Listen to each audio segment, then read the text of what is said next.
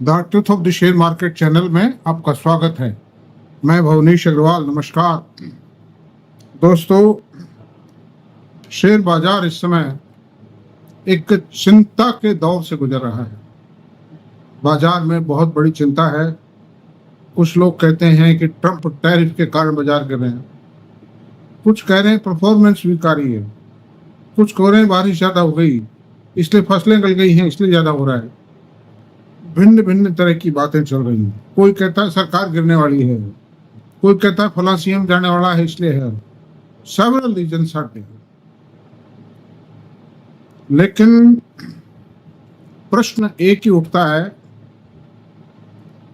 कि जो Trump tariff है उस पर काफी चर्चाएं हो चुकी हैं मार्केट में और निष्कर्ष भी निकल चुका है कि ये कोई ज्यादा हार्मफुल, हानिप्रद भारत के बाजारों के लिए, शेयर बाजारों के लिए और शेयर की भारत की कंपनियों के लिए हानिप्रद नहीं है।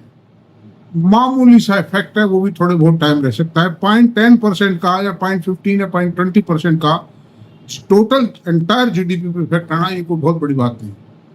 क्या फर्क पड़ता है? 350 लाख करोड़ रुपए का जीडीपी हमारा है, क्या फर्क पड़ता है?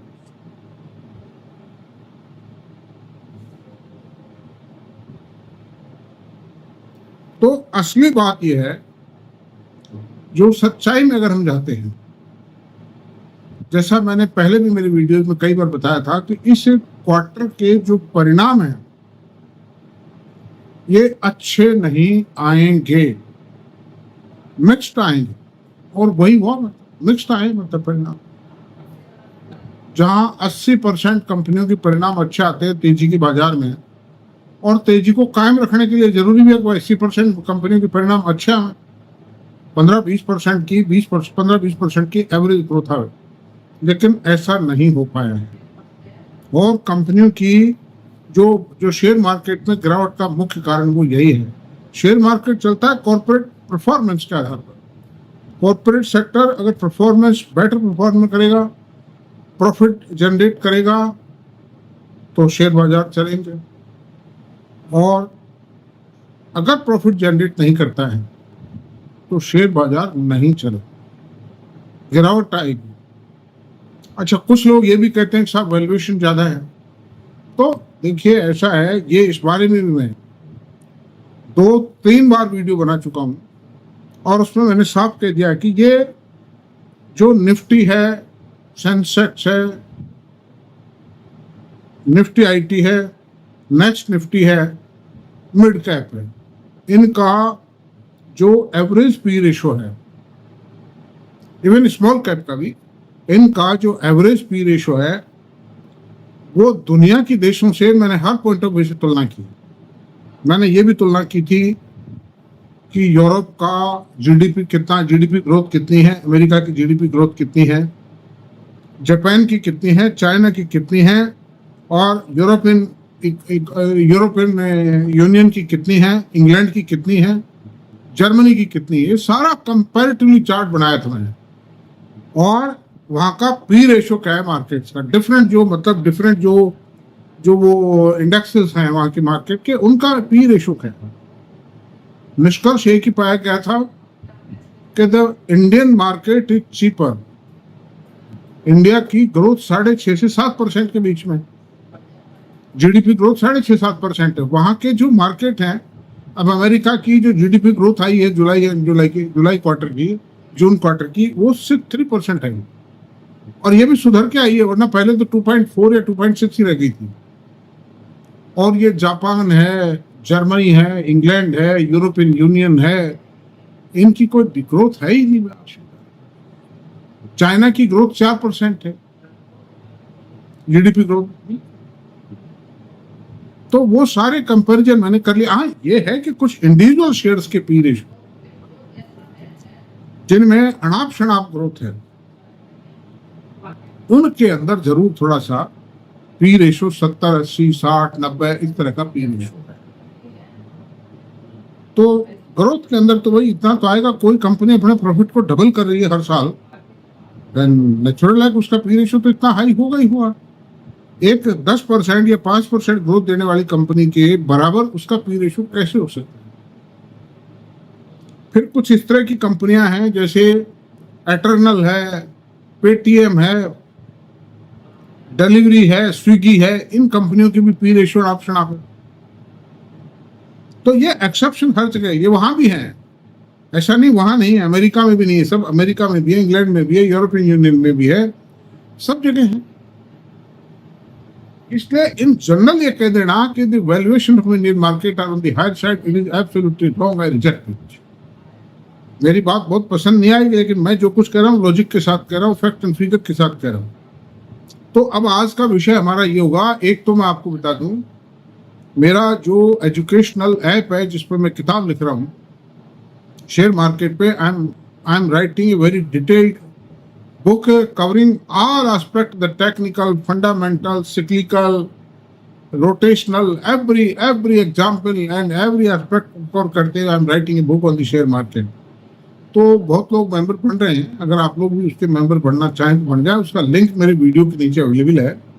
Thank you. ये तो ही बात। दूसरी बात ये है कि आज हम जो चर्चा करेंगे वो एक ऐसे सेक्टर पे करेंगे जो सेक्टर किसी भी सूरत में दबने को तैयार नहीं है, चाहे कोई कितना ही दबाए।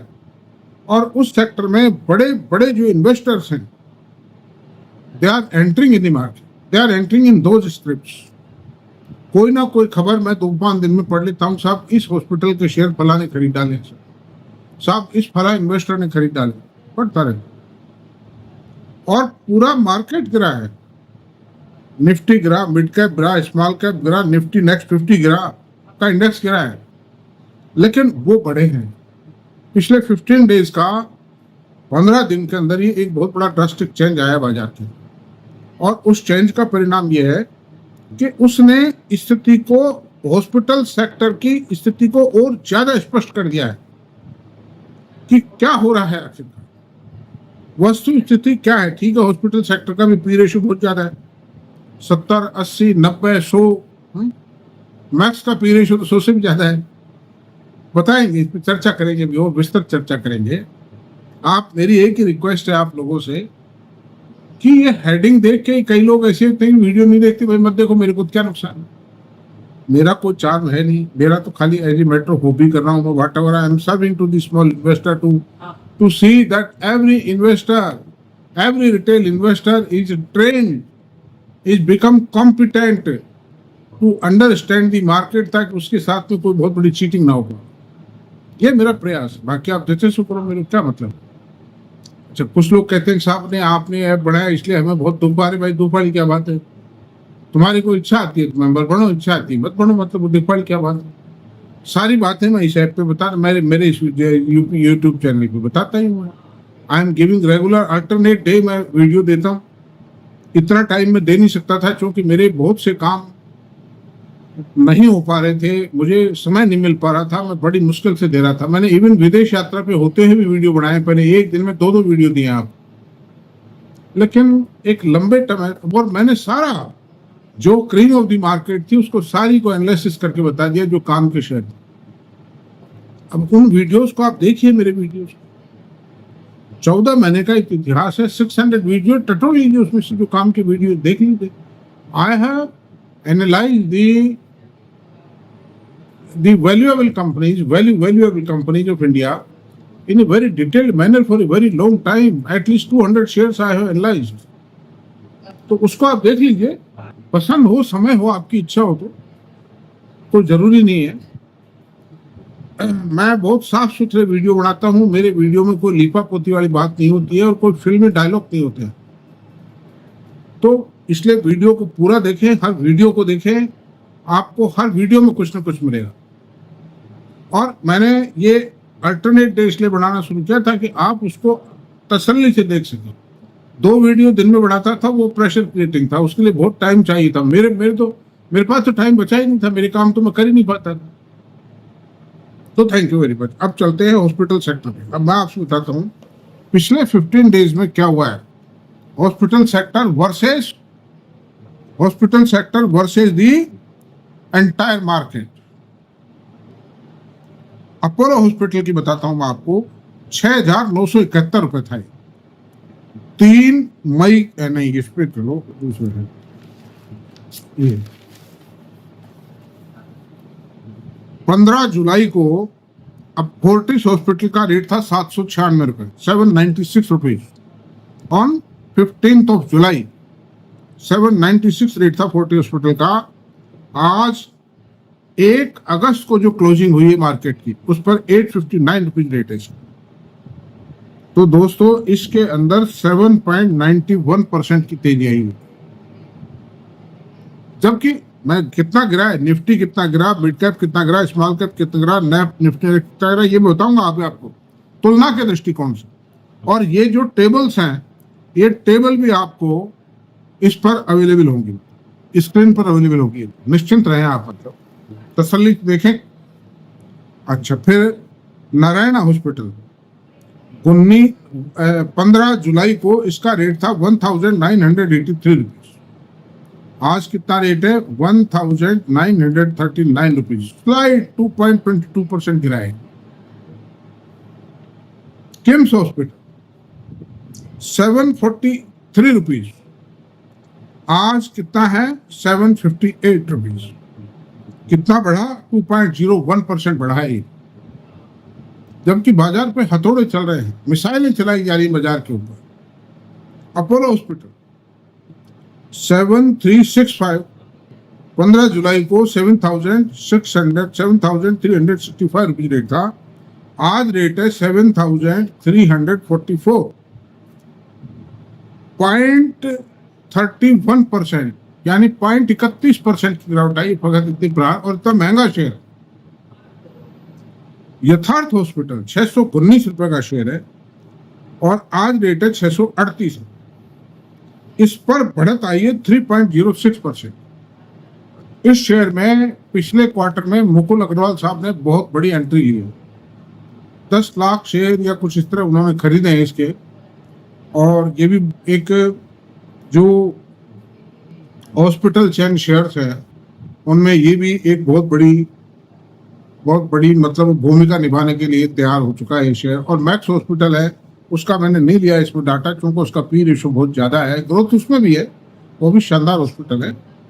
तो सवाल ये है कि ये सब गिरे हैं, कोई बढ़े हैं और कोई गिरा है तो 1-1.5%, 2% गिरा है। अच्छा, अब आपको निफ्टी की बताता हूँ। निफ्टी में पिछले 15 दिन में कितनी गिरावट आई। 15 जुलाई को निफ्टी का लेवल था 25,195 रुपये, 95 रुपये नहीं 95। आज कितना है? 1 तारीख को कितना है? 1 अगस्त को 24,565। कितनी गिरावट आई? 2.26% की गिरावट आई। इतनी गिरावट हॉस्पिटल सेक्टर के किसी भी शेयर में नहीं हुई। केवल एक नारायणा में, अपोलो में गिरावट आई है, वो भी लेस देन दिस पॉइंट है। अच्छा, फिर चलते हैं मिड कैप में चलते हैं। 15 जुलाई को मिड कैप का इंडेक्स का लेवल था 59,612। Nifty mid cap 59,612। 1 अगस्त को क्या है लेवल? 56,337। कितना गिरा? 5% की गिरावट आई। इतनी गिरावट किसी भी शेयर में नहीं है, हॉस्पिटल शेयर। जबकि पी रेशो बहुत हाई है। वैल्यूएशन की जो बात करते हैं लोग कहते हैं वैल्यूएशन ज्यादा है हिंदुस्तान का। फिर ये क्यों नहीं गिर रहे श्रीमान जी? हॉस्पिटल के शेयर क्यों नहीं गिर रहे फिर? अच्छा, फिर तीसरी बात करते हैं स्मॉल कैप 19,135, 15 जुलाई का लेवल था। आज कितना है? 17,668। कितने परसेंट गिरावट है? 6.67% गिरावट आई। सबसे ज्यादा गिरावट स्मॉल कैप में आई, बिकॉज स्मॉल कैप इंडेक्स के जो कंपनीज है उनकी परफॉर्मेंस बहुत ही डिसमल परफॉर्मेंस है, poor performance. Small cap index companies की जो टोटल प्रॉफिटेबिलिटी है दैट हैज डिक्लाइन, अभी तक डिक्लाइंड है। अब आगे जो रिजल्ट और बचे हुए वो रिजल्ट अगर कोई दे जाए तो, लेकिन वो बात नहीं आ सकती जो 38% की ग्रोथ थी पिछले क्वार्टर। इसका मतलब ये नहीं है कि आप स्मॉल कैप सारी कंपनियों को रिजेक्ट कर दें, बेच दें। उसमें भी ऐसी बहुत सी कंपनियां हैं जिनकी ग्रोथ अभी भी कायम है, रिजल्ट अभी भी शानदार आए हैं। जैसे ट्रांसफॉर्मर रेक्टिफायर है, ग्रोथ 3 गुना प्रॉफिट हो गया, 3 गुना से भी ज्यादा, 20 करोड़ से 67 करोड़ प्रॉफिट हो गया। तो ऐसी बहुत कंपनी उसमें, ऐसा नहीं सारा सारा बिल्कुल कोई सस्ती खत्म हो गई मतलब स्मॉल कैप इंडेक्स या मिड कैप की, ऐसा कुछ नहीं। Growth is the prime factor. अगर ग्रोथ है then market will reward that, if the growth is poor then market will punish it. Nifty next 50 15 जुलाई का लेवल था 6,827, आज कितना है 66,192। कितना परसेंट गिरा? 3.69% गिरा। तो every index has declined. Every index of the share market has declined, but the hospital sector is standing with strong footings on a strong मतलब floor, on a strong floor. तो ऐसी सूरत में मेरी कोई रिकमेंडेशन नहीं है, मेरी खाली स्टडीज हैं कि मार्केट का निचोड़ क्या है, मार्केट की दिशा क्या है, मार्केट में क्या हो रहा है। मेरे पास है हॉस्पिटल के शेयर हैं मेरे पास में, बहुत ज्यादा क्वांटिटी नहीं है इनकी, मैं खरीद नहीं पाया है, लेकिन ठीक है इतना हो गया, ठीक है, और खरीद लेंगे, कोई करेक्शन आएगा तो this is the point. Because और ये सब क्यों है कि हॉस्पिटल सेक्टर लगातार ग्रोथ दे रहा है, किसी क्वार्टर नहीं देता, अगले क्वार्टर ज्यादा देता है। और एक्चुअली इंश्योरेंस जो मेडिक्लेम पेनिट्रेशन है बढ़ता चला जा रहा है। इंश्योरेंस सेक्टर का जो मेडिक्लेम पॉलिसी है, फिर स्टेट गवर्नमेंट, सेंट्रल गवर्नमेंट, ये भी जो मतलब कैशलेस इलाज कर रही है मरीजों का प्राइवेट हॉस्पिटल्स के जरिए। तो ऐसी फिर मेडिकल वर्ल्ड का मेडिकल हब बनता चला है इंडिया। किडनी बदलना संभव नहीं था, लीवर चेंज करना संभव नहीं था, कोई वक्त था। आज जयपुर के अंदर 3-4 हॉस्पिटल्स हैं जो किडनी रिप्लेस करते हैं, ऑर्गन रिप्लेसमेंट का काम कर रहे हैं। तो now India is going to become a medical hub of the world. ऐसी सूरत में यही कारण है। फिर इनके पास असेट्स हैं, असेट्स शानदार है, प्राइम लोकेशन पर है इनकी जो हॉस्पिटल बिल्डिंग्स है। आज के 10 साल पहले किसी हॉस्पिटल की बिल्डिंग 100 करोड़ में पड़ी, उसकी कीमत 1,000 रुपये, 10 गुना तो 10 साल में वैसे हो गया हो।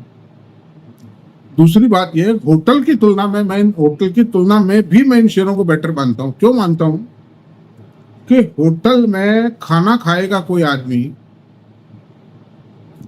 वो मान लीजिए एक कपल ठहरा हुआ है एक कमरे में, 10,000 रुपीज पर डे का कमरा लेते हैं, वो खाना खाएंगे, कितने का खाएंगे? 5,000 रुपये का खा जाएंगे ज्यादा ज्यादा।